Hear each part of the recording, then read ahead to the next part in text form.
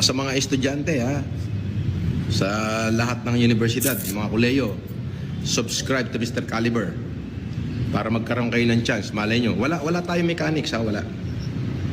Subscriber kita, dadaan ako dyan sa university, yung Team Caliber. Pag kinalabit kita, are you a subscriber? No shit. Pagka naipakita mong subscriber kita, pwede na, may chance na mabayaran natin yung tuition mo. According to May chance daw. So ibig sabihin, hindi pa sigurado. Aasa ka pa dyan. Kinuha lang niya yung subscriber mo. Huwag ka na mag-subscribe dyan, i-report mo na lang. Alam mo kasi, naghahapit yan dahil wala siyang pangbagansya. Malapit na kasi siyang makulong this January. Tambak na tambak ang kanyang kaso. Kaya ngayon, nangangalap siya sa mga bobong fans na naniniwala sa kanya at magsusubscribe. At ang lulukoy niya yung mga bata na walang kaalam-alam tungkol sa kanya.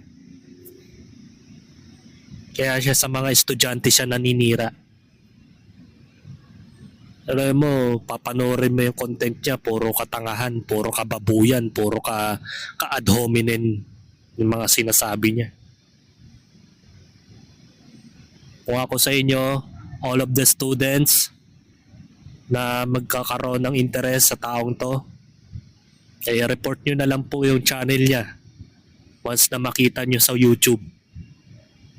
Wag ninyong susuportahan tong hinayupak na to. Dahil nangangalap lang po siya ng monetization dahil malapit na nga mauyo yan. Pero mo ilan yung isang cyber libel? 200,000 pesos. Kailangan niya magapit ngayon dahil wala na siyang mapupuntahan Naghihirap na siya At balita ko si Casper wala na dyan. Literal na naging ghost na si Casper. Sa hindi malamang dahilan, paki-comment na lang po sa mga nakakaalam kung ano nangyari kay Casper. Mga kaplastik. Parang na na rin yata. Na warrant of arrest na yata, mga kaplastik. So tuloy natin yung video niya. Saint Luke, listen. According to Saint Luke, the kingdom of God is in the heart of man. Dinamay na naman yung Diyos na nanahimik. Not woman, but men. You know what's the meaning of men? General. No. Including men.